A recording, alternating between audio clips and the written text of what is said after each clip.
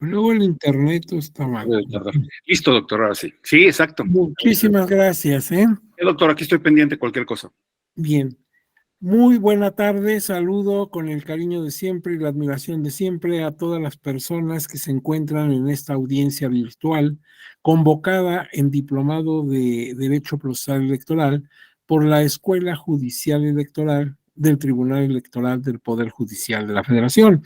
Espero que el tiempo transcurrido desde ayer que nos despedimos a este momento haya sido de buena jornada, tanto en lo laboral como en lo familiar y en el estado de salud y en todo. Que todos y todas se encuentren con mucho ánimo y con buena disposición para que comentemos estos aspectos de nuestro diplomado. Ya les he enviado a través de la amable intervención de nuestras autoridades de la Escuela Judicial Electoral las dos presentaciones que habíamos pactado. Espero que ya las tengan, que hayan visto ya sus dispositivos y ahí las tengan. Ojalá que les sean de utilidad. Entonces, esta misma presentación que estamos ahora utilizando, que es la de ayer, nada más que en su segunda parte, entonces esta ya la tienen incluso en sus dispositivos. Bueno, pues miren, vamos a ver qué es lo que estamos haciendo. Estamos presentando al Tribunal Electoral del Poder Judicial de la Federación, porque esto es esencial en un diplomado de esta naturaleza. Si vamos a hablar de los medios de impugnación en materia electoral, bueno, pues veamos cuál es la autoridad que los conoce y resuelve. Entonces, pues desde luego estamos en el ámbito del Tribunal Electoral del Poder Judicial de la Federación. Y ayer en la tarde les decía, esto es como si estuviéramos en la sala superior, en la sede de la sala superior, ahí en la Alcaldía Coyoacán de la Ciudad de México.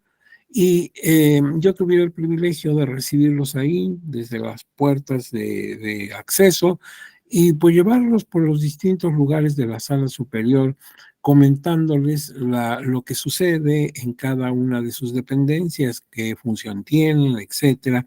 Desde luego visitando los privados o las secciones donde se encuentran trabajando los señores y señoras magistrados de la sala superior, ver su trabajo, ver el trabajo de sus colaboradores, secretarios de distinto rango, en fin, y los llevara después a donde está el centro de documentación, que es como una especie de biblioteca, y en fin, tuviera yo el gusto de llevarlos por aquí, por allá, que conocieran físicamente nuestro tribunal. Ayer lo conocieron un poquito en fotografía, por ejemplo, quienes no han tenido la oportunidad de conocer sus salas regionales o la propia sala superior, pues por ejemplo vimos la fotografía exterior del salón de plenos, donde se reúnen para sesiones públicas y que ustedes han contemplado seguramente en Canal Judicial, porque se transmiten estas sesiones por Canal Judicial. Bueno, pues vamos a continuar en esa tónica y entonces voy a empezar pues un poco haciendo difusión de nuestra marca. Nosotros somos la Escuela Judicial Electoral, los que impartimos este diplomado. Y la Escuela Judicial Electoral es un órgano del Tribunal Electoral del Poder Judicial de la Federación. Y aquí están ustedes advirtiendo la misión, la visión y los valores que inspiran nuestro trabajo. Nosotros somos un órgano del tribunal que contribuye a mejorar la impartición de la justicia electoral y a fortalecer la democracia. Y ahí decimos por qué, formando gente preparada como ustedes, que se profundizan en los temas. Y esto va no solamente para las personas que trabajamos en el ámbito electoral, como su servidor, en el sector académico, como también personas que pues prestan sus servicios en los partidos políticos, en los institutos, en los tribunales locales y en fin, una serie de agrupaciones que de alguna manera tienen que ver asuntos de lo electoral.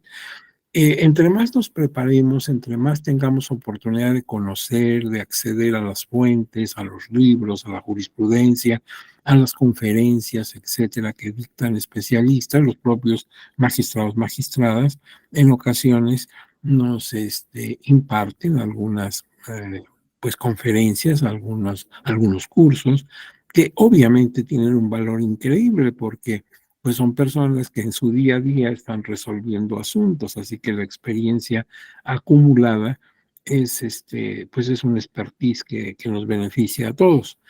Entonces, esa es nuestra misión, divulgar la cultura político-electoral, no solamente a personas comprometidas en instituciones electorales, sino al público en general. Recordemos que lo político-electoral incumbe a a todas las personas, no nada más a quienes están dedicados a ello, porque finalmente todos los ciudadanos y ciudadanas somos responsables del gobierno de este país.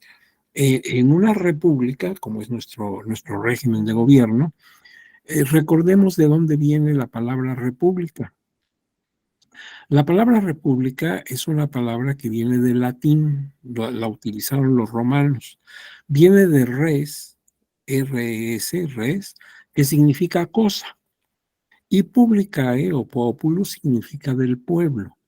Entonces la república ya en su concepción etimológica es algo que nos atañe a todos.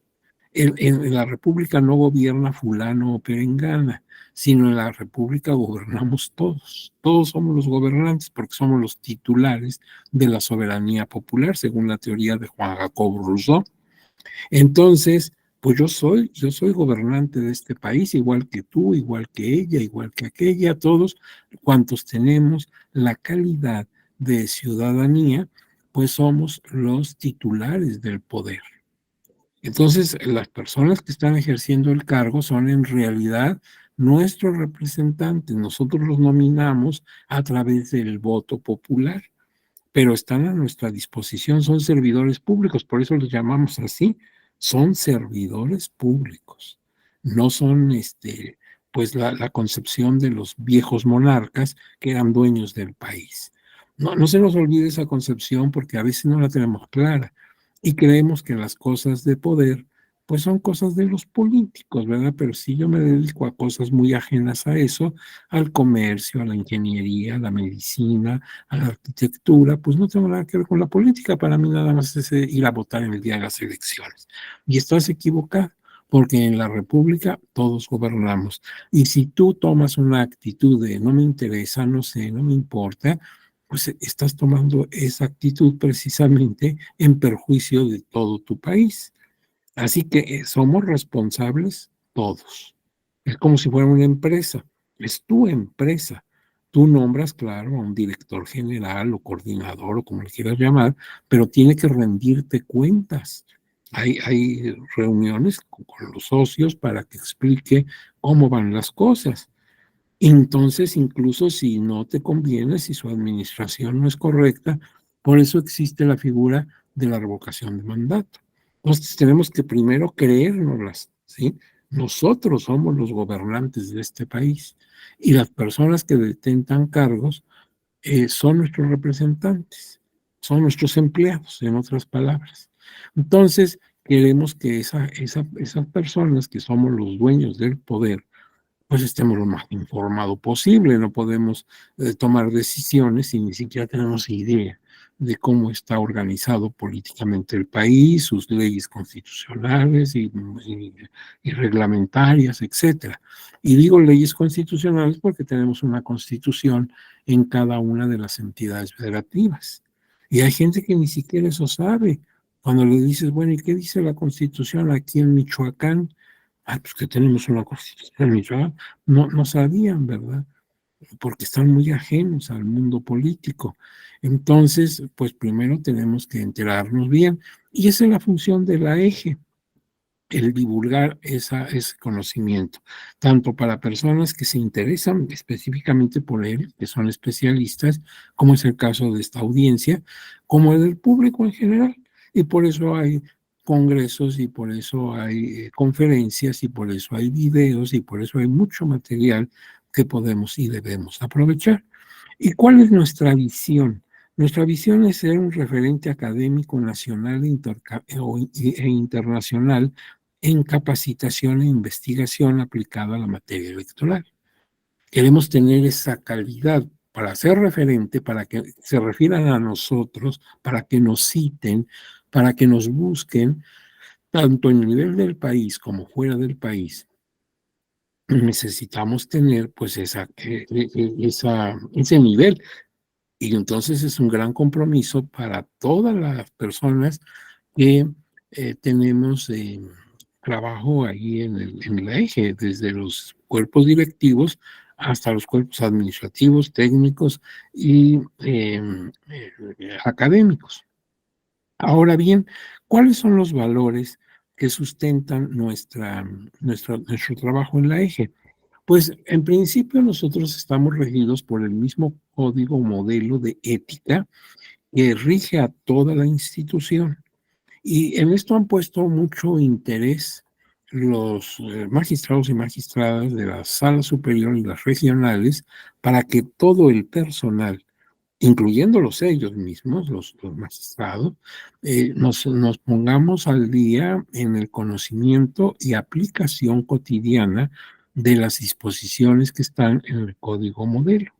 Ustedes pueden entrar a la página electrónica de nuestro tribunal y ahí verán, hay una pestaña para encontrar ese código modelo y pueden leerlo, es muy amplio y detalla todos los aspectos que debemos tomar en cuenta, todos los valores que deben regir la labor desde los altos mandos de los magistrados hasta todos los empleados del tribunal. Y entonces, bueno, pues por eso habla aquí de la ética institucional. Entonces, bueno, pues la eje es una parte, una estructura del tribunal. Ahora bien, quiero también destacar esta figura que ustedes ven en colores, el nombre de ella, la Defensoría Pública Electoral para Pueblos y Comunidades Indígenas del Tribunal Electoral. Fíjate que ya no se llama así. Este fue el nombre original, ahorita vamos a ver cómo se llama ahora. Originalmente, nuestro tribunal se preocupó mucho por fortalecer, por empoderar a las personas integrantes de pueblos y comunidades originarias, lo que conocemos como los pueblos indígenas. Nuestro país tiene la característica peculiar, como muchos otros, como pasa en Ecuador, en Perú y en otros países de América, por ejemplo, que tiene una amplia población indígena original o derivada de culturas prehispánicas y que han conservado en gran medida pues sus costumbres, sus tradiciones, su manera de ser, su cosmogonía. Fíjate que en gran medida porque de alguna manera la irrupción de la cultura europea y del cristianismo pues hizo de esto una mezcla, digamos, sin un sincretismo, y esto hace que las costumbres que ahora tienen estos pueblos, pues no sean auténticamente prehispánicos, sino que ya están muy mezclados con aspectos de la cultura cristiano-europea. Pues es natural, estuvimos bajo la organización de los españoles durante 300 años. Si tú te fijas, hemos vivido más en la colonia que en la vida independiente, porque en la vida independiente apenas tenemos 200 años y fraccioncita. En 1821 se hizo la consumación de la Guerra de Independencia y nacimos como un país nuevo en el mundo. Esto fue en 1821. Entonces, apenas en 2021 cumplimos 200 años. Quiere decir que tenemos 202 años de vida independiente. Y en cambio, en la colonia vivimos 300 años. Desde 1521, que el conquistador Hernán Cortés tomó la ciudad de Tenochtitlan, hasta 1821, en que don Agustín de Iturbide, con nuestro ejército trigarante, entró triunfante a la Ciudad de México. Entonces son casi exactamente 300 años. Hemos vivido más en la colonia que en la vida independiente. Entonces, encontrar así, costumbres auténticamente indígenas ya es muy difícil, pero sí todos entendemos que estos colectivos han mantenido sus tradiciones, su manera de ver la vida, y aunque hay ese sincretismo en donde se mezcla Dios con algunas, prácticas que ellos tenían anteriormente, pues estos pueblos han sufrido la agresión de la marginación. Los hemos tenido descuidados, olvidados, despojados de sus tierras, etcétera. Y lo más triste es que ahora ya no son los españoles, los colonizadores, porque le echábamos la culpa a España. España, pues, los redujo a condiciones infrahumanas. Pues sí y no, porque la propia España respetó las tierras de los pueblos indígenas y tenía leyes que protegían a los indígenas.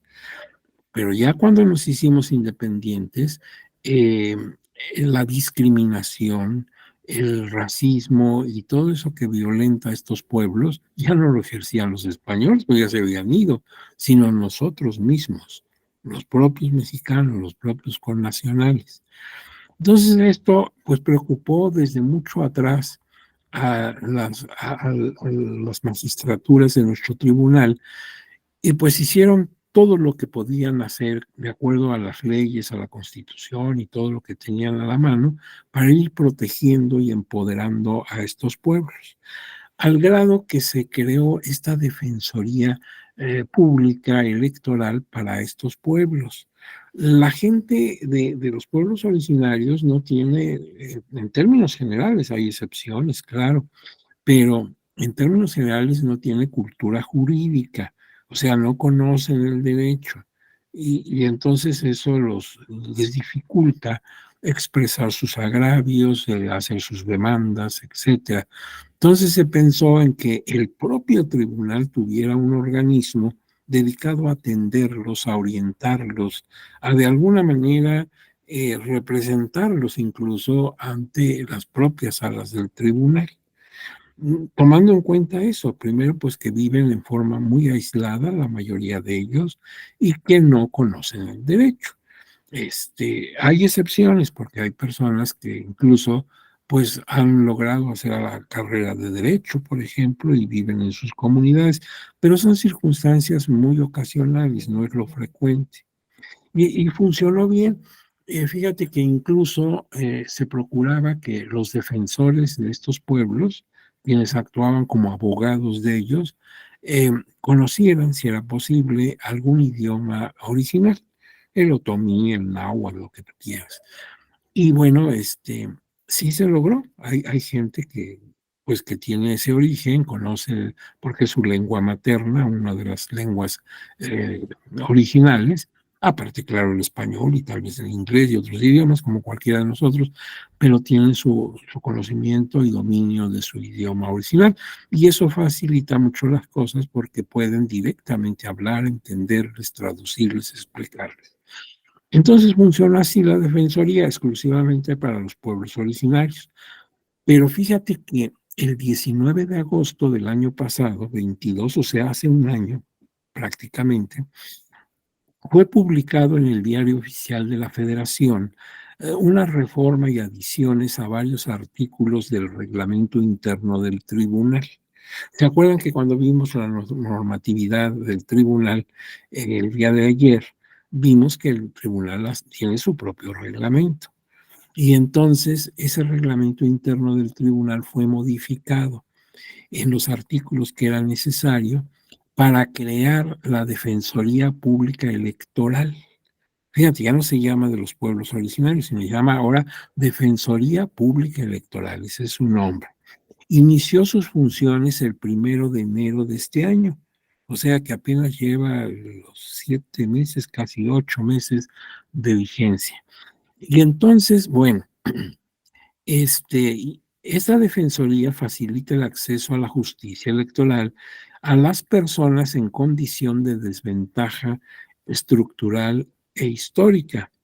Es decir, no solamente a los indígenas, que pues, como decíamos, han sido injustamente marginados. No solamente por las leyes, por las disposiciones económicas, no los toman en cuenta, hasta últimas fechas es que han volteado a ver a los indígenas. Pero también en nuestro colectivo, en nuestro imaginario público, la palabra indígena se vuelve peyorativa, ¿sí? Cuando queremos molestar a alguien decimos que es un indio y lo decimos con desprecio. Eso está muy mal porque la Constitución Política de los Estados Unidos Mexicanos, artículo primero, último párrafo, establece que no debe haber discriminación bajo ningún sentido e incluso especifica por razón étnica. Pero entonces tenemos normas que protegen a este colectivo, lo que no tenemos es cultura. Es decir, lo que tenemos que cambiar no es el artículo de la Constitución o de la ley, porque ya está. Lo que tenemos que cambiar es nuestra mentalidad. Tenemos muy buenas leyes, pero tenemos costumbres, ideas muy arraigadas y seguimos siendo discriminatorios para con estos grupos, como para otros más. Por eso se creó esta nueva defensoría y mira ahora todas las personas que atiende, desde luego a los propios indígenas, pero además a todos estos colectivos. Mira, personas integrantes de comunidades, pueblos originarios y equiparables. O sea, las personas indígenas siguen siendo protegidas, amparadas, orientadas en esta defensoría. Ahorita vamos a decir un poquito de cómo se maneja. Pero fíjate que también dice grupos equiparables, porque el artículo segundo de la Constitución Política de los Estados Unidos Mexicanos establece los derechos de los indígenas en todos los órdenes, no solamente en materia político-electoral, sino también, por ejemplo, en materia de la explotación racional de sus recursos naturales, en la cuestión de su acceso a la cultura nacional, a la cultura general, en cuanto hace a medidas de protección respecto de sus formas de trabajo. En fin, si tú lees el artículo segundo constitucional es muy amplio. Y entonces ahí tienes a la consulta indígena, tienes también el derecho que tienen de ser amparados, protegidos, por ejemplo, cuando se van de migrantes. En fin, tienes muchas cosas, ¿sí? Sus derechos en torno a la salud y demás. Y dice una parte del segundo que estos derechos se extienden a grupos equiparables, que no necesariamente siendo indígenas requieran una protección especial. Se me ocurre, así a guisa de ejemplo, que en nuestro querido estado de Chihuahua existe una amplia colonia de gente mormona. Son gente de origen europeo que radican aquí con nosotros desde tiempo atrás, desde el siglo XIX, tal vez desde antes, y que pues tienen una religión especial y costumbres especiales y viven un poco como las comunidades indígenas. Entonces, esos son los pueblos equiparables, o sea, los podemos semejar y consecuentemente proteger. También, claro, las mujeres en caso de paridad y de violencia de género. Esto es algo muy doloroso. No es posible que ya en pleno siglo XXI todavía se discuta, se pelee, se confronte, se disminuya o se quiera disminuir los derechos político-electorales de las mujeres. Esto no tiene sentido, simplemente resultado de una educación ancestral que ha venido repitiendo esquemas equivocados. Esto ya debería ser histórico, sí, ya deberíamos verlo como vemos o cosas que ya vas al museo a verlas. Sin embargo, todavía hoy se ejerce una violencia terrible en todos los sentidos hacia las mujeres. Entonces, obvio que a últimas fechas el tribunal se ha preocupado muchísimo, muchísimo por este punto. Por ejemplo, para conseguir la paridad de género en los cuerpos de gobierno colegiados, como son los ayuntamientos, como son los congresos, tanto el Congreso de la Unión como las cámaras de diputados de los estados y las entidades federativas de la República. Entonces, ahorita ya la paridad está así completa, 50-50%. Entonces, bueno, eso no fue fácil. Eso no fue fácil, todavía podemos leer por ahí algunas disposiciones que ya no están vigentes, pero lo estuvieron hasta hace muy poco, donde se conformaban con el 40 y 60 a favor de los hombres. Entonces, ha costado mucho trabajo, ¿te acuerdas del caso de las Juanitas, que era una trampa para darle la vuelta a la ley, etcétera? Entonces, pues las mujeres obviamente necesitan en muchas ocasiones la orientación, el apoyo para estos casos en que se ven mermados sus derechos. Bueno, pues ese es el caso de este colectivo. Desde luego, personas mexicanas residentes en el extranjero, personas afromexicanas.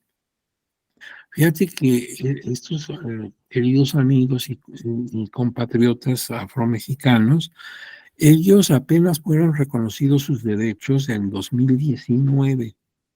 Se incorporó sus derechos al artículo segundo constitucional, donde están las personas indígenas, y se hizo un apartado C para incluirlos a ellos. Entonces, ahora los pueblos afromexicanos tienen los mismos derechos reconocidos a los pueblos indígenas y comunidades equiparables. Pero fíjate, hasta 2019 venimos a reconocerlos como un colectivo marginal. Ellos estuvieron con nosotros desde la conquista. Cuando Hernán Cortés llega a la ciudad de Tenochtitlan para entrevistarse con el emperador Moctezuma, era precisamente el año de 1519, algunas personas quedaron sorprendidas de que entre la gente que venía con Cortés venían unos 12, 15 negros. Y pues aquí nunca se había visto un negro, no era gente de aquí. Entonces nuestros indígenas quedaron muy sorprendidos de ese tipo de personas. ¿Y por qué venían los negros? Porque eran esclavos de algunos de los conquistadores y se trajeron a sus esclavos para que los atendieran en sus menesteres cotidianos. Esto lo comenta Fray Bernardino de Sahagún, un fraile de la época, en su libro que te recomiendo, es una delicia, seguramente, a lo mejor ustedes ya lo conocen, Relación de las Cosas de la Nueva España. Fray Bernardino de Sahagún, él es un testigo de aquello, y nos cuenta pues el asombro que causó la llegada de los negros. Esto fue en 1519, pues hasta 2019, o sea, ya bastante tardecito, venimos a reconocer sus derechos. Qué terrible, porque en nuestra cultura nacional hay mucho de su trabajo de ellos, en nuestras comidas, en nuestros bailes, en nuestras danzas, etcétera. Ellos han metido mucho la mano. Muchas cosas son de origen afromexicanas. Ellos combatieron en la Guerra de Independencia al lado de don Vicente Guerrero, de don José María Morelos Pavón. Ellos, en fin, han estado presentes en todo momento y apenas ahorita los estamos viendo. Los hemos perdido de una oportunidad muy brillante porque es gente buena, gente linda, gente alegre, gente bien dispuesta. Esperemos que este retraso histórico pues se vaya poco a poquito disminuyendo y pronto tengan todos los derechos que tenemos tú y yo, nuestros amigos afromexicanos. También, claro, nuestros niños, niñas y adolescentes, ¿sí? También se les protege aquí. Por ejemplo, tú sabes que en algunos spots políticos o de contenido político aparecen niños y a veces se vulneran sus derechos, su imagen, en fin. También para este colectivo, pues se tiene que tener el máximo cuidado y por eso también se atienden en esta defensoría estos casos. También personas integrantes de la diversidad sexual y de género, otro colectivo que también ha sido pues muy agredido, muy mortificado a lo largo de los tiempos y que ahora pues poco a poco se van pues tomando en cuenta y respetando sus derechos. Luego tienes las juventudes, las personas adultas mayores, las personas sujetas a prisión, las personas con discapacidad y otras personas que lo justifiquen al solicitar los servicios de la Defensoría. O sea, el número 11 deja la puerta abierta para que sin que tú pertenezcas necesariamente a uno de estos colectivos, si tu situación es de debilidad, de marginación, de que necesitas ayuda en materia político-electoral, ve a la Defensoría. Fíjate que la Defensoría cuenta con autonomía técnica y operativa, o sea, forma parte del tribunal, pero tiene autonomía técnica y operativa. Está integrada por personas competentes que en su calidad de defensoras se integran al servicio profesional de la profesional civil de carrera, cuyas capacidades serán actualizadas por la Escuela Judicial Electoral del Tribunal y se rigen en su desempeño institucional por el principio de imparcialidad. Fíjate que incluso tú puedes acceder a la página del tribunal o directamente a la página de la Defensoría Pública Electoral. Ahí hay teléfonos, ahí hay correo electrónico para que te puedas comunicar en cualquier parte del país. Incluso tienen muchas publicaciones de todo tipo, libros, folletos, informativos, trípticos, todo eso, y no solamente los tienen en idioma español, sino incluso en algunas lenguas indígenas. De manera que te puedes encontrar información en náhuatl, en maya y en otras lenguas muy, muy frecuentes en estas comunidades. La persona puede acudir directamente o a través de correo electrónico o telefónicamente, como les sea posible, y siempre te orientan. A veces incluso preguntan o piden ayuda en cosas que no le competen al tribunal, por ejemplo, que son propias de la Comisión Nacional de Agua, ¿verdad? De Conagua, o de otras instancias, pero no por eso se le da pues una despedida, digamos, injusta o arbitraria. No se le dice, oiga, aquí eso no se tramita y no, no, no. Sino que te orientan, te dicen, mire, esto no es competencia del tribunal, pero puede usted acudir a tal lugar, está en tal dirección, estos son los teléfonos, esta es la cuenta electrónica, diríjase usted ahí la van a orientar. O sea que es una defensoría abierta a la ciudadanía. Y luego tienes dentro también de la estructura del tribunal la Dirección General de Igualdad de Derechos y Paridad de Género, precisamente en ese afán de que ya no haya violencia o marginación o deterioro de los derechos de las mujeres en ningún sentido, no solamente en político electoral, sino en laboral y en todo lo demás. Entonces, en ese sentido, esta dirección se preocupa mucho por ir formando también esa cultura de paridad de género y de respeto a los derechos de las mujeres, tanto hacia afuera, hacia el público en general, la ciudadanía, con seminarios, con congresos, pláticas, etcétera, etcétera, como también dentro de la propia institución. Sería terrible que dentro del propio tribunal se dieran casos de violencia contra la mujer o cosas de ese tipo. Entonces, pues hacen constante labor esta dirección, detectando casos de riesgo, impartiendo educación hacia afuera, hacia personas externas, y dentro del propio tribunal, creando conciencia sobre la necesidad de respetar la paridad de género y el deber de ser de trato justo, amable, etcétera, hacia las personas que vienen del público, hacia el tribunal, como dentro de nosotros mismos, de las personas que integramos parte del tribunal. Entonces, pues todos, hombres y mujeres, nos debemos respeto, les debemos una actitud pues, de solidaridad, de amabilidad y de consideración. Y eso no se debe perder en nuestra institución. Entonces, lo que hace Dirección General de Paridad es pues muy, muy importante, tanto para el tribunal mismo como para afuera. Y luego tienes la Dirección General de Jurisprudencia, Seguimiento y Consulta. Ayer hablábamos de la jurisprudencia como una fuente formal del derecho procesal electoral y del electoral en general. Es la jurisprudencia que establece el propio Tribunal Electoral del Poder Judicial de la Federación, al ir conociendo casos concretos y resolviéndolos, va interpretando normas y va creando jurisprudencia. Y esa jurisprudencia ha sido emblemática. Gracias a ella se ha podido precisamente ir abriendo espacios a los colectivos marginados. Si tú lo ves en materia de pueblos indígenas, es asombrosa la cantidad de criterios jurisprudenciales que obran en la actualidad como acervo de normatividad en nuestro tribunal. Y esto nada más para poner un ejemplo, lo mismo respecto de los casos de violencia a las mujeres y demás.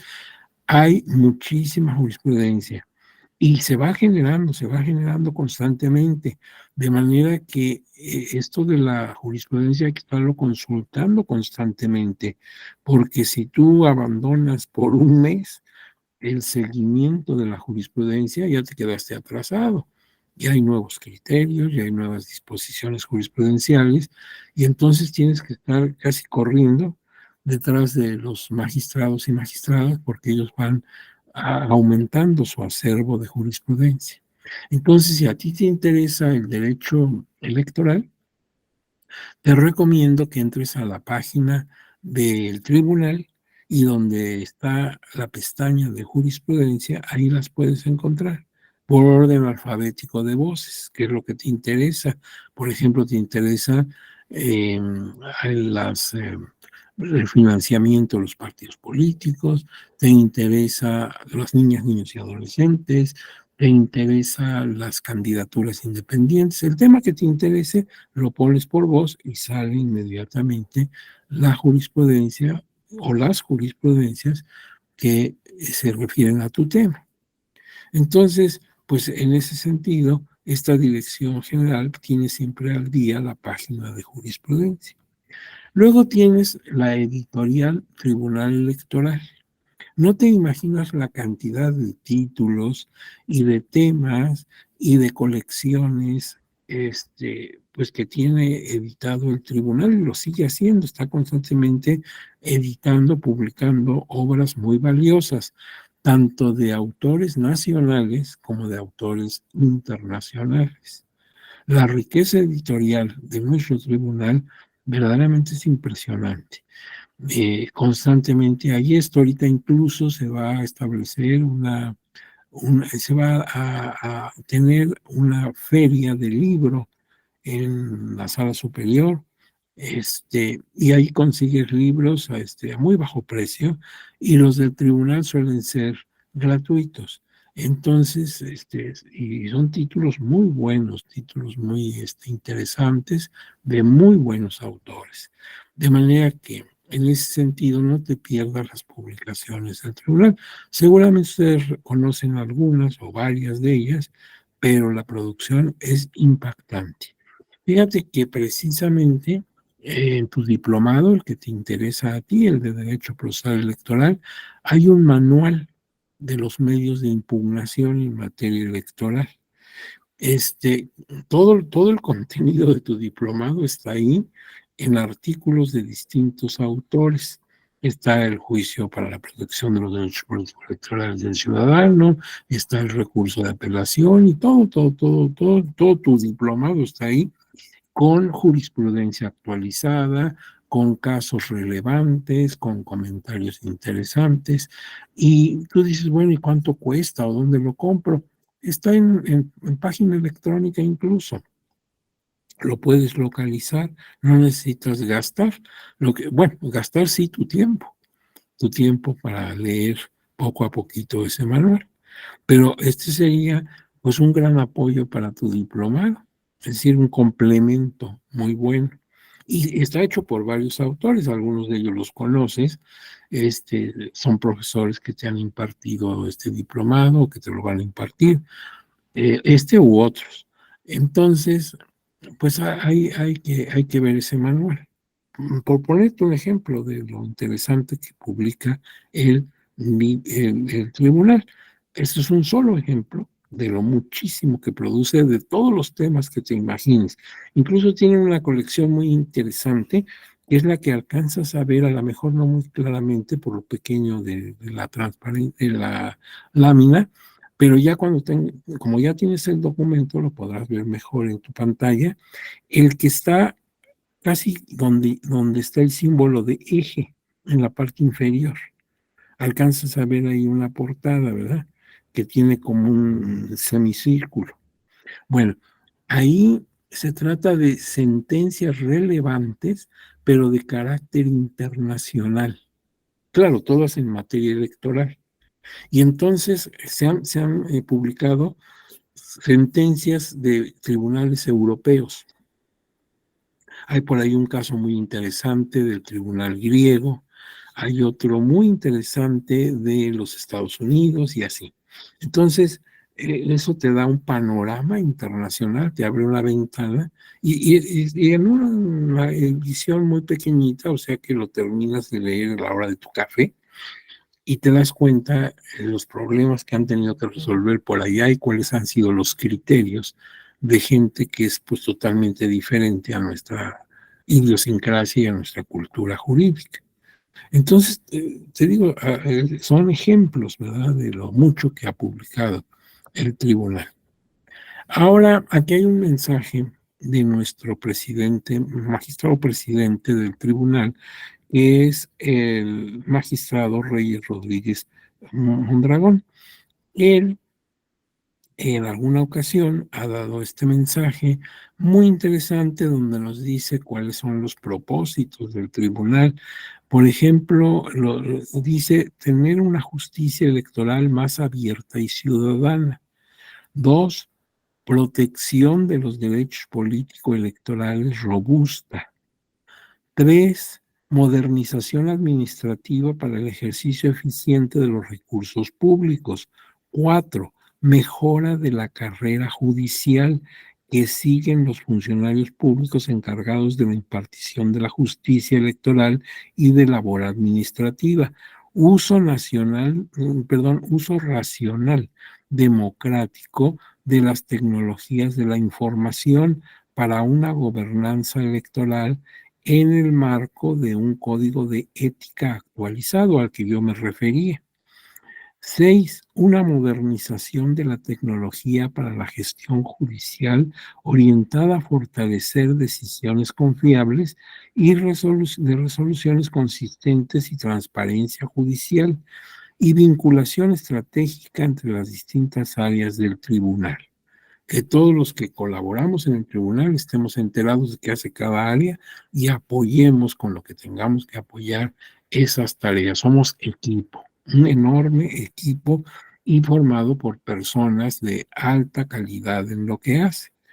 Esas palabras pues son directamente del señor magistrado presidente Rodríguez Mondragón.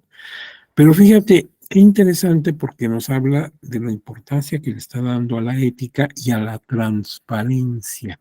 Si algo ha preocupado al Poder Judicial de la Federación, incluyendo desde la Suprema Corte de Justicia de la Nación, pero en particular con el tribunal, es que todo lo que hace sea transparente. Por eso sus sesiones públicas, por ley, son eso, sesiones públicas. Tienen que resolver frente a las cámaras, frente al público. No hay cosas secretas, no hay cosas debajo del escritorio. Transparente implica que como el aula donde damos la clase, que tiene unos ventanales muy amplios de pared a pared, pues se puede ver al otro lado lo que tú estás haciendo. No tenemos por qué tener cosas ocultas, cosas pues pactadas que pueden expresar y se deben expresar con plena libertad de sus criterios, de sus conocimientos, de sus puntos de vista jurídicos, y tú los ves en el canal judicial, se discute un proyecto y unos están de acuerdo y otros están en contra, y cada uno, claro, con sus argumentos muy sólidos, y finalmente se toma una decisión por votación. Pero esa discusión se da frente a las cámaras, se da frente al público que está presente en el auditorio donde se celebran estas sesiones. No hay cosas ocultas. Bueno, ahora bien, Y después de esa visita así muy, muy a vuelo de helicóptero, porque tú te imaginas que son muchas cosas y que se podría hablar de mil cosas, uno de los temas que no podemos pasar desapercibido, que tenemos que agotar en esta temática, como te decía yo ayer, son las reglas para acceder a una magistratura electoral federal. A ver, federal y local también, ahorita vamos a verlo. O sea, yo te dije, algunos de ustedes aquí presentes van a ser magistradas, magistrados. Tú ahorita ni lo sabes, ahorita no te preocupas de eso, quieres ver tu diplomado y que te den tu documento de acreditación. Bueno, pero la vida da tantas vueltas que cuando voltees a ver estás metido en esto. Entonces, ¿qué requisitos hay que cubrir para ser magistrado? Es decir, los cuentas con ellos o te hace falta alguno para que pues, lo vayas tratando de lograr, en fin. Mira, el artículo 99 de la Constitución Política de los Estados Unidos Mexicanos señala que los magistrados, ya sabes, los y las magistradas de la sala superior y de las salas regionales serán elegidos por el voto de las 2/3 partes de los miembros presentes en Cámara de Senadores a propuesta de la Suprema Corte de Justicia de la Nación. La elección será escalonada. La Constitución lo dice así, no tiene lenguaje incluyente en este caso, sino que habla de los magistrados, pero entendemos que son también las magistradas. Entonces, tanto magistrados y magistradas de sala superior como de salas regionales, las va a elegir el Senado de la República, los señores senadores. Y los va a elegir en las 2/3 partes de miembros del Senado que estén presentes en la sesión correspondiente. Ahora bien, previamente Suprema Corte de Justicia de la Nación publica una convocatoria abierta. Dice, están vacantes o van a estar vacantes las plazas tal, tal, tal. ¿Sí? Y entonces, pues establece qué requisitos deben acreditarse, qué documentos se deben presentar para que sea evidencia y qué es lo que tienen que hacer. Entonces se registran una gran cantidad de personas, porque pues es una convocatoria pública para todo el país. Entonces hay gente que viene de Baja California, que viene de Oaxaca, que viene de Veracruz o de Yucatán, y pues traen sus documentos, certificados, notariados, en fin, como se los hayan pedido.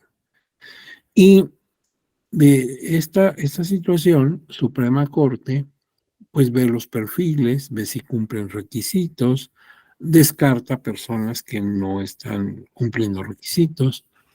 Luego procede a realizar un examen de conocimientos en materia electoral.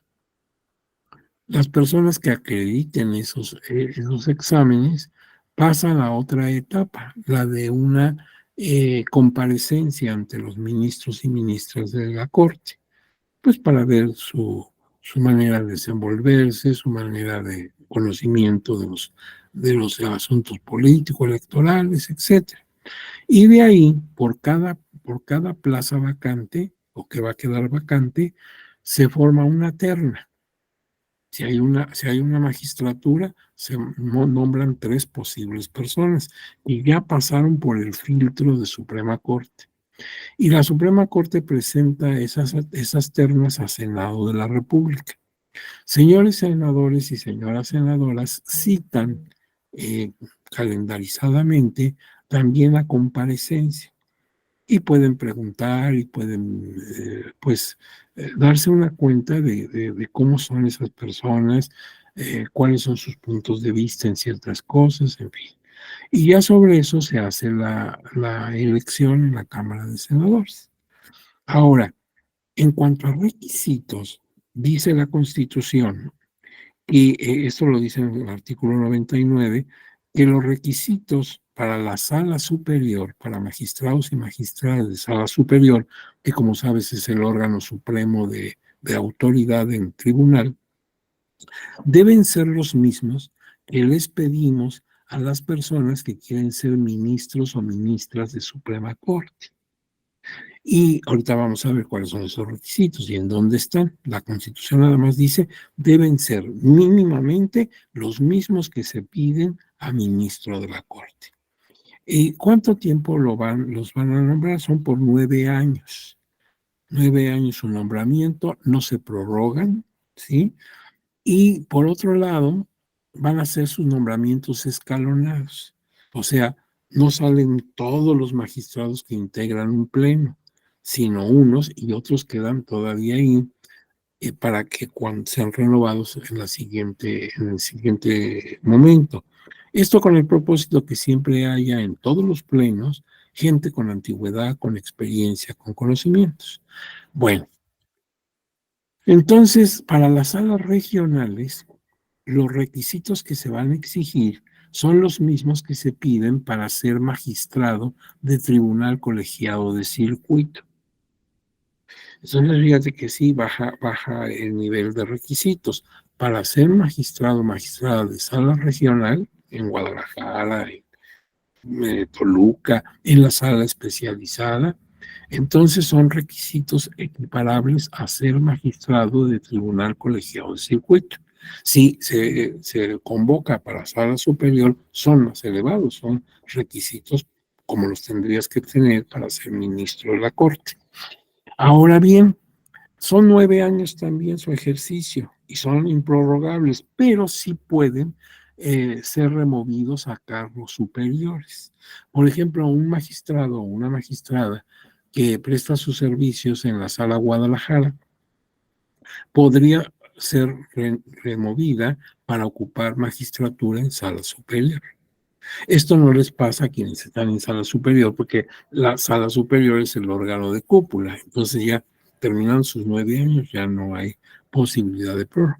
Pero los que están en las regionales sí pueden aspirar a ser magistrados de sala superior.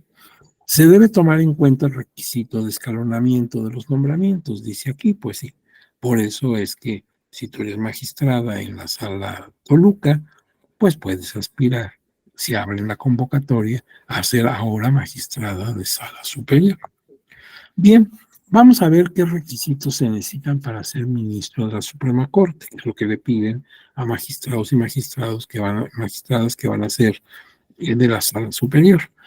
Primero, ser mexicano por nacimiento y en pleno ejercicio de derechos políticos y civiles. 2, tener cuando menos 35 años de edad. Pues algunos de ustedes no los cumplen porque son muy jovencitos, ¿verdad? Entonces, bueno, pero ese problema se quita con los años. O sea, el mal de la juventud se cura con el tiempo. Así que espérate un poquito y ya tendrás 35 años. Luego, contar con título profesional de derecho, por lo menos con 10 años de antigüedad, expedido por autoridad o institución competente, o sea, reconocida oficialmente. Puede ser la UNAM, cualquier escuela particular o cualquier escuela pública de provincia, siempre y cuando pues esté reconocido sus estudios. Y debe ser desde hace 10 años mínimo abogado. ¿Eh? Gozar de buena reputación. Haber residido en el país 2 años anteriores. Mínimo, ¿verdad? Si has residido toda tu vida, qué bueno, pero mínimo 2 años anteriores al nombramiento. No haber sido secretario de Estado o fiscal general de la República, senador, diputado federal, ni titular del Poder Ejecutivo de alguna entidad federativa durante el año previo al nombramiento. De preferencia deben ser personas que hayan servido con eficacia, con eficiencia, capacidad y probidad la impartición de justicia, o se hayan distinguido por su honorabilidad y antecedentes profesionales en el ejercicio de la actividad jurídica. Fíjate que en este sentido, eh, pues a ver cómo lo interpretaríamos. Dice, no haber sido secretario de Estado sea, no haber sido secretario de Gobernación o de Educación Pública o de lo que quieras. Tampoco fiscal general de la República, ni senador ni diputado federal, ni titular del Poder Ejecutivo de alguna entidad federativa. Quiere decir que alguien que fue ya gobernador, gobernadora, pues no podría aspirar a esto. Y bueno, pues sobre esta base, lo que se quiere es que sea gente que se haya dedicado netamente al campo jurídico, no tanto al campo político. Por eso en ocasiones son académicos, ¿sí? Académicos muy prestigiados, muy respetables por su conducta, por su impacto social, los que ocupan o deben ocupar la Suprema Corte de Justicia de la Nación. Ahora, para los regionales es magistrado o magistrada de circuito los requisitos. La ley de la carrera judicial del Poder Judicial de la Federación, que data del 7 de junio y que entró en vigor 18 meses después, según dice la propia ley, en su artículo segundo nos dice para los señores y señoras magistradas de circuito, debe ser ciudadano mexicano por nacimiento, no adquirir otra nacionalidad, tener pleno goce y ejercicio de sus derechos civiles y políticos. Debe ser mayor de 35 años. Fíjate, ahí tampoco te conviene porque pues no los cumples aún, ¿verdad? Tienes apenas 18 años, te falta un poquito, pero bueno, ya llegará los 35 años, pero son los mismos que se piden también para los de sala superior. Buena reputación, no haber sido condenado por delito doloso con sanción privativa de la libertad. Título de licenciado o licenciada en Derecho legalmente expedido. Práctica judicial de cuando menos 5 años. Y requisitos de la carrera judicial. Esto del perfil de la carrera judicial, ¿a qué se refiere? Pues se refiere a la formación jurídica sólida e integral, a la independencia y autonomía en el ejercicio de su función y defensa del Estado de Derecho, a respeto absoluto y compromiso con la defensa y protección de los derechos humanos, capacidad de interpretar y razonar jurídicamente a partir de casos concretos y con perspectiva internacional. Aptitud para identificar contextos sociales en que se presentan los casos sujetos a su consideración. Por eso te hacen examen. Entre los exámenes está, desde luego, preguntas pues académicas, ¿sí? ¿Qué es derecho electoral? ¿Qué significa esto o aquello? Pero también te ponen casos, a ver cómo se resolvería este caso. Y ahí se ve tu criterio jurídico. Conocimiento de la organización y, en su caso, manejo del despacho judicial, aptitud de servicio y compromiso social y trayectoria personal íntegra. Si tú lo observas así en bloque, tanto para ser magistrado de sala superior como de sala regional, lo que se requiere son conocimientos jurisdiccionales. Por eso es muy bueno que tú ya hayas estado en una ponencia, hayas sido secretario, en fin, tengas ese plus, ya conoces, no vas a dar palos ahí de piñata, sino que tú ya conoces el trabajo judicial. Y por otro lado, también tan importante como conocer a perfección el aspecto jurisdiccional, el que te hayas proyectado como una persona íntegra, capaz de pues ejercer los más altos valores ciudadanos, porque pues mal haríamos en poner a un experto en estos cargos, pero que fuera una mala persona. Entonces, esa trayectoria que tienes de una persona honesta, de una persona solidaria, respetable, respetuosa de las normas, pues eso te da una buena carta para aspirar a una magistratura. Ahora hablemos de lo local, porque esto es federal, la sala superior y las salas regionales, pues son locales, son federales. La sala especializada tiene los mismos requisitos que las regionales de circunscripción plurinominal, de manera que ahí lo que cambia es la materia que normalmente maneja esta sala especializada, aspectos, por ejemplo, sancionadores, etcétera. Pero los requisitos para ser magistrado en sala regional especializada son los mismos que se piden para una sala regional plurinominal, por ejemplo, lo que se pide para ser magistrado en Guadalajara o en Monterrey. Ahora veamos en el ámbito local, porque así como está el Tribunal Federal Electoral, se replica por disposición del artículo 116 constitucional, se replica en las entidades federativas.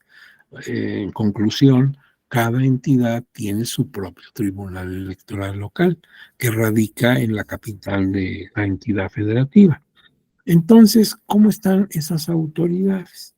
Bueno, las autoridades electorales jurisdiccionales se integrarán por un número impar de magistrados. Fíjate, no determina, no dice 3 magistrados, 5 magistrados, 7 magistrados, porque esto depende de lo que diga su constitución local. Lo que se les pide es que sea impar para evitar que en un pleno pues quedaran empatadas las votaciones. Ahora bien, ellos serán electos por las 2/3 partes de los miembros presentes en la Cámara de Senadores. Entonces, al igual que los federales, es el Senado el que termina decidiendo quiénes serán los magistrados, magistradas de cualquier entidad, de Sinaloa o de Aguascalientes. Por otro lado, también se hace previa convocatoria pública en los términos que determina la Constitución Política en su artículo 116, norma 4, inciso C, párrafo quinto. Las impugnaciones contra actos que realice el INE en procesos electorales locales los debe resolver el tribunal. Punto 7. La gran diferencia respecto a los del Tribunal Electoral, los magistrados del Tribunal Electoral, es que la convocatoria para los magistrados del Tribunal Electoral, como vimos, son por parte de la Suprema Corte de Justicia de la Nación. El filtro que deben pasar es por el de la Corte. Bueno, en este caso es el instituto. El artículo 122, base 9 de la Constitución expresa que la Constitución y las leyes de la Ciudad de México deberán ajustarse a las reglas que en materia electoral establece la norma 4 del artículo 116 de esta Constitución y las leyes generales correspondientes. Entonces, mira, el artículo 116 uniforma en todo el país en cuanto hace a las entidades federativas el sistema electoral, pero estamos hablando de los estados nada más, los 31 estados. Y el 122 hace lo mismo, pero respecto a la Ciudad de México, antes Distrito Federal. Y eso permite que todo el país quede uniformado en su estructura de gobierno y de elecciones. Esto, pues nosotros lo sabemos, en los estados y en la Ciudad de México se repite el esquema federal. Hay un poder ejecutivo, hay un poder legislativo y hay un poder judicial. No creas que siempre fue así, ¿eh? Al principio, cuando nos hicimos independientes y formamos una república, en ejercicio de la autonomía de los estados, hubo estados que se configuraron de manera distinta. Por ejemplo, había algunos como Chiapas que tenía 2 cámaras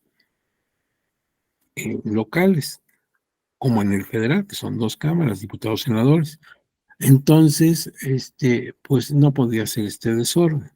Si te interesa este tema, te recomiendo a la obra de el ex magistrado doctor Manuel González Oropesa, investigador del Instituto de Investigaciones Jurídicas de la UNAM.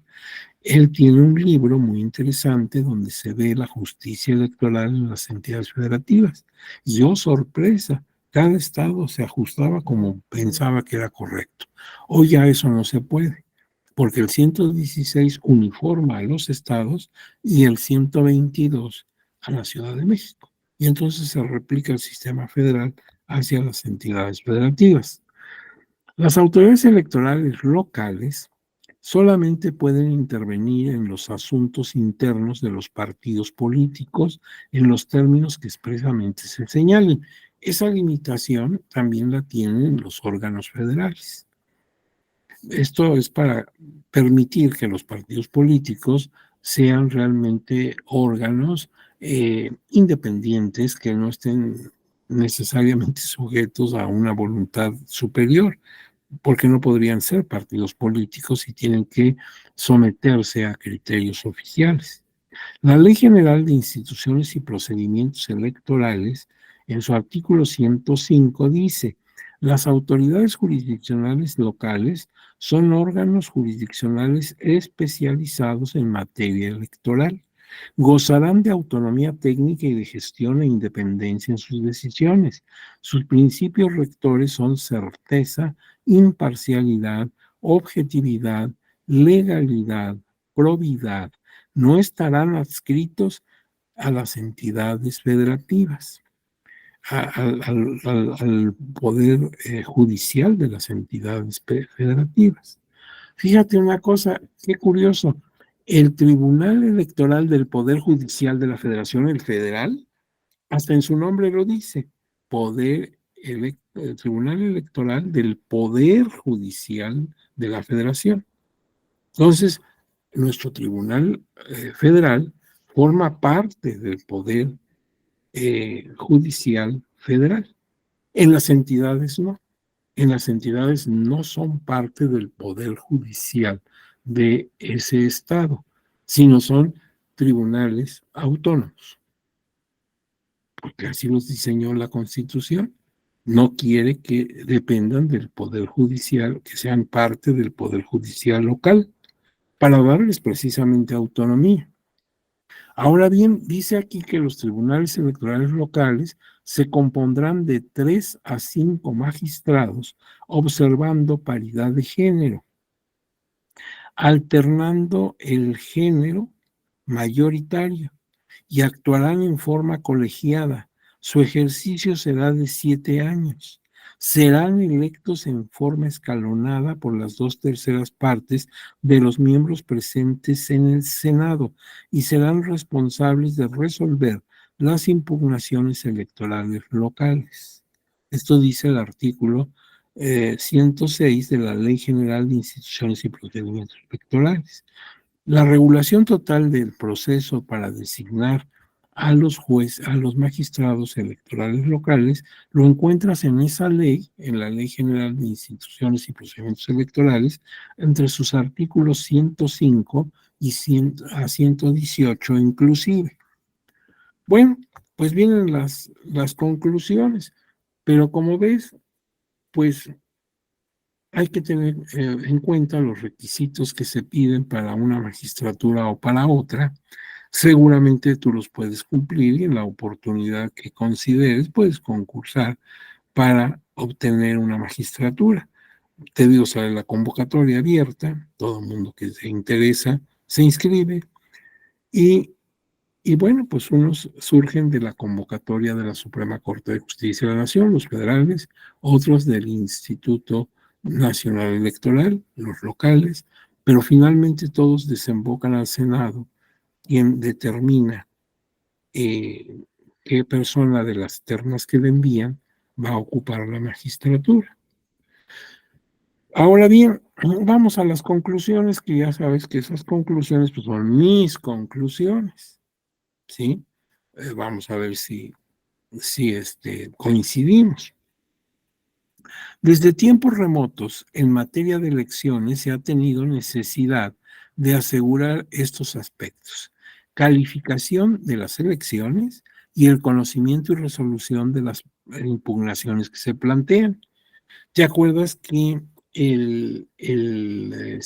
lunes comentábamos respecto de que, no el lunes, el martes, comentábamos respecto de que el fenómeno electoral, el votar para que alguien ocupe cargos públicos, viene desde la época griega, desde el siglo IV antes de Cristo, en Grecia, en Atenas concretamente, surge la democracia.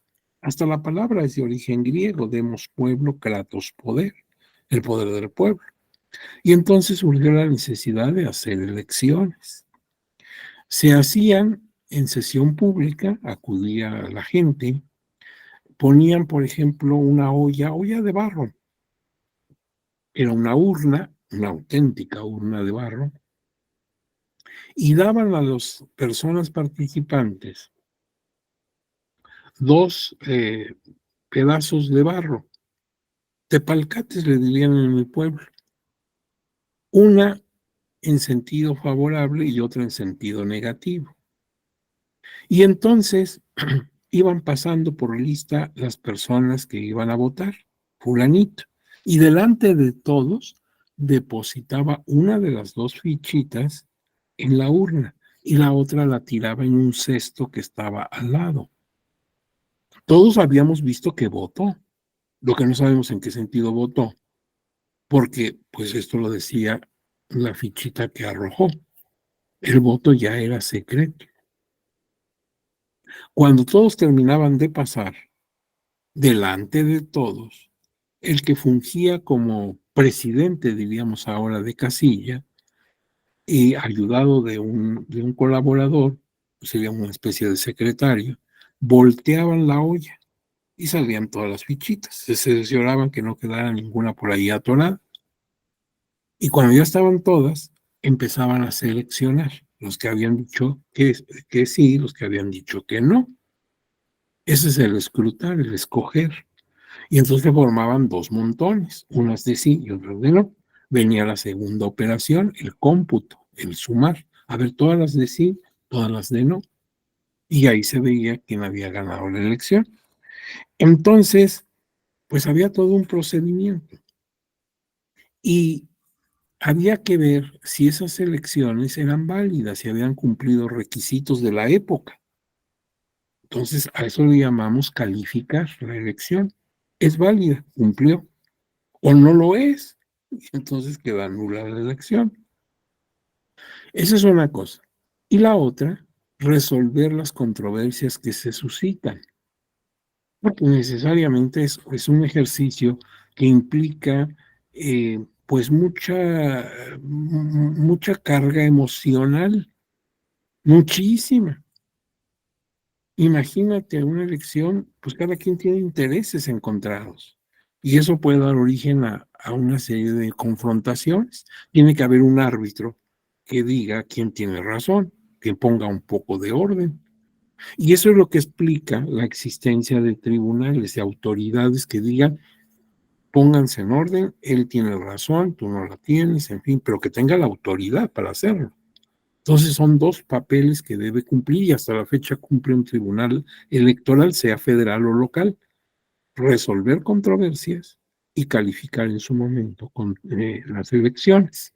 Dos, en la época novohispana, o sea, en la época de la Nueva España, era el gobernador de cada provincia quien ejercía tales elecciones. Ya sabemos que sí había elecciones en la época de la Nueva España, nada más que solo para ayuntamientos. Y entonces, pues había que hacer lo mismo, validar y resolver confrontaciones. ¿Y quién lo hacía? El señor gobernador de cada provincia. La Nueva España estaba dividida en 12 provincias. Entonces, el gobernador de esa provincia resolvía controversias que se suscitaran en su territorio. El sistema de autocalificación de elecciones se inició en 1812, ¿te acuerdas? Con la Constitución de Cádiz. Se calificaban ellos mismos los designados, los electos, se calificaban su elección. Esto empezó en 12 y terminó hasta 1993. O sea, duró 181 años el sistema de autocalificación, con todo lo negativo que podamos pensar en ello. Pues imagínate quién va a ser el suicida que va a decir, no, pues creo que mi elección estuvo muy mal hecha, francamente mejor anúlenla. No va a pasar. Ahora bien, la calificación política de presidente de los Estados Unidos mexicanos por parte de la Cámara de Diputados elegida en colegio electoral concluyó en 96. Ahora es de carácter jurisdiccional a cargo de la Sala Superior del Tribunal. Entonces, fíjate, también ahí había un problema, porque si la calificación de la elección de presidente la va a hacer la Cámara de Diputados elegida en colegio electoral, pues ya la tiene resuelta el candidato triunfador, porque seguramente la Cámara estará apoyándolo, ¿sí? Por razones políticas. Entonces, lo que decide la calificación ahí es la política, es nuestro partido, es nuestra gente, en fin. En cambio, si la califica un órgano jurisdiccional, se limita, se evita esa situación de calificación política. Es netamente jurisdiccional. Vamos sobre los aspectos de la ley y vamos viendo uno por uno los requisitos y determinamos si sí hubo cumplimiento o no y si es necesario anular o no la elección. Entonces ya no es un criterio de política.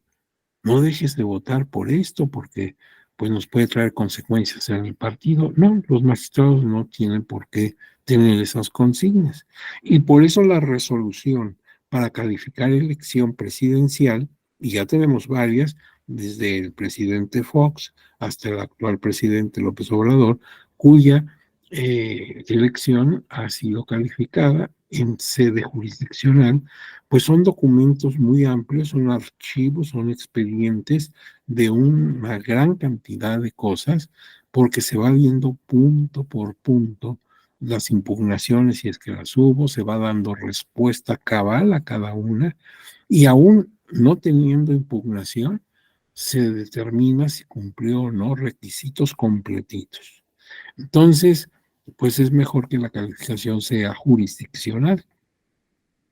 En el México independiente y la primera parte del siglo XX eran las autoridades administrativas responsables de la logística de las elecciones y en su caso los jueces de distrito quienes resolvían controversias electorales. O sea, no había un tribunal especializado, sino que se improvisaba la justicia para que la practicaran en materia electoral personas que normalmente eran jueces. En nuestro tiempo se fueron generando 3 tribunales electorales especializados. Primero el TRICOEL, el Tribunal de lo Contencioso Electoral, en 1986, de carácter autónomo y administrativo. Aquí, en esta última parte, no está unánime la academia. Tú te vas a encontrar discusión entre si fue el TRICOEL un tribunal de carácter administrativo o si tuvo carácter jurisdiccional. Para algunos sí fue jurisdiccional, para otros no, fue administrativo. Y pues tú puedes tomar la posición que quieras, pero lo que sí era autónomo, no era parte del Poder Judicial Federal. Luego surgió el TRIFE, el segundo de los tribunales, en 1990. Nació al mismo tiempo que el IFE. Es decir, en 1990 surge el IFE como un órgano independiente que todavía en esa época era presidido por el secretario de Gobernación, pero ya no es directamente Secretaría de Gobernación la que estructura las elecciones y paralelamente surge el TRIFE. Este era un tribunal también autónomo y aquí sí ya de carácter judicial o jurisdiccional. Ya no se pone en duda que fuera administrativo o jurisdiccional como el TRICOEL.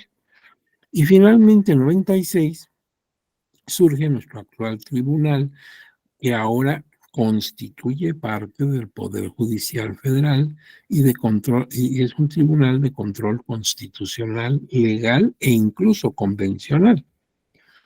Ahora bien, el Tribunal Electoral se conforma por una sala superior y 6 salas regionales. Son las 5 de circunscripción plurinominal, o sea, Guadalajara, Monterrey, eh,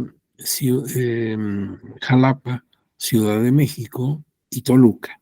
Y aparte una más para dar el 6, que es la sala regional especializada. Sus decisiones, según sea el caso, son definitivas e inatacables. Es la máxima autoridad en materia judicial, salvo, claro, lo que dice el artículo 105, fracción 2, que es la acción de inconstitucionalidad, que esa es una función que solamente corresponde a Suprema Corte. La justicia electoral mexicana es ahora altamente especializada. Tú lo viste ahorita con los requisitos. Se exige que seas una persona con un conocimiento jurídico muy, muy profundo. Pero además que sea una institución transparente y abierta. Eso ya tiene que ver con valores y con ética. El Tribunal Electoral es el resultado de un difícil camino de transición hacia la democracia. Nos ha costado mucho trabajo tener tribunales locales y federal cada vez más sólidos. Es decir, nos ha costado trabajo a través de tantas generaciones y de nosotros mismos, porque ya estos últimos tribunales se hicieron ya en nuestra generación, nosotros lo hicimos. Entonces, ha costado muchísimo esfuerzo, por eso debemos ser cuidadosos de fortalecer nuestras instituciones y no de destruirlas o darle la espalda. Los requisitos para acceder a una magistratura electoral federal se contienen en el artículo 99 de la Constitución. Para la sala superior deben ser similares a los que son para el ministro de la Suprema Corte. Y para las salas regionales, los de magistrado de tribunal colegiado de circuito. Las reglas aplicables a la justicia electoral local se contienen en los artículos 116 y 122 de la Constitución y también en los artículos que van del 105 al 118, inclusive de la Ley General de Instituciones y Procedimientos Electorales. Pues es como el resumen, ¿verdad? Las conclusiones a las que arribamos después de toda la exposición que teníamos desde la clase anterior. Y tú podrás sacar otras conclusiones o coincidir con estas. Las conclusiones son muy subjetivas, pero pues espero que estas 2 sesiones te hayan sido de algún interés y que estas láminas pues también te puedan servir de alguna orientación para alguna investigación más profunda que tú quieras hacer. Ahora bien, ya después pues viene la sesión de copyright para que no anden vendiendo esto por ahí en el mercado de valores, ¿verdad? Esto es propiedad de la Escuela Judicial Electoral y ella tiene reservados sus derechos de autor. Entonces, si me permiten, dejo de compartir para que veamos si hay preguntas, si hay comentarios de todo lo que se expuso entre ayer y hoy. Fíjense, estamos terminando a muy buena hora. Vamos a salir como media hora antes. Te va a quedar ese huequito. Vas a decir, ay, este día no fue enteramente de mi satisfacción, me faltó media hora de clase. Pero bueno, pues ya se termina muy bien. Dice aquí don Adolfo Ángel, que tiene una duda. Don Ángel, vea su micrófono y lo escuchamos, a ver si tenemos forma de comentar algo sobre lo que tiene usted duda. A ver, don Ángel, su duda.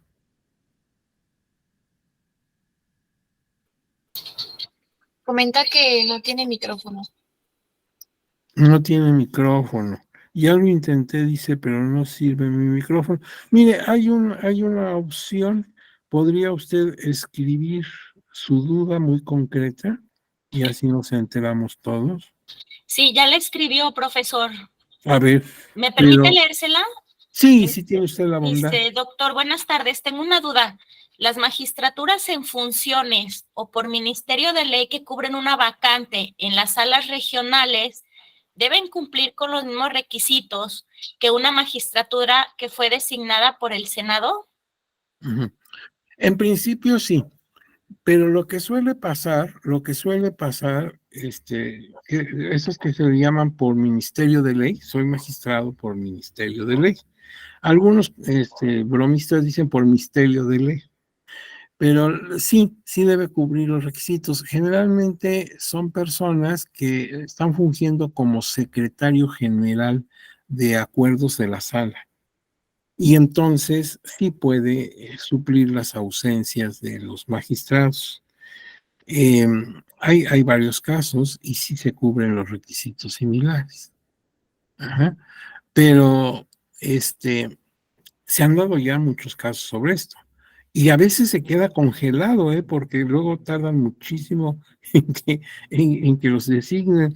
Mira, es más, ahorita que estamos hablando, están pendientes magistraturas en las regionales y ya salió la convocatoria para la superior. Si alguno de ustedes tiene interés, a ver si todavía están en tiempo, no sé, no he visto los plazos, pero y no las quieren determinar, igual que en el instituto, ¿verdad? Parece que tienen mucho temor, que no saben hacer, lo que les da pena, no sé, no sé qué les pasa, porque pues ya están las ternas. Ya incluso los candidatos y candidatas comparecieron. Quizás ustedes vieron ahí cómo se desempeñaron, ¿verdad? Y pues estamos esperando cómo se van a llenar esas magistraturas. Pero contestando a nuestro querido amigo, sí, deben cubrir los mismos requisitos y lo que suele pasar es que precisamente por el mismo reglamento del tribunal, los que ocupan son las personas titulares de Secretaría General de Acuerdos.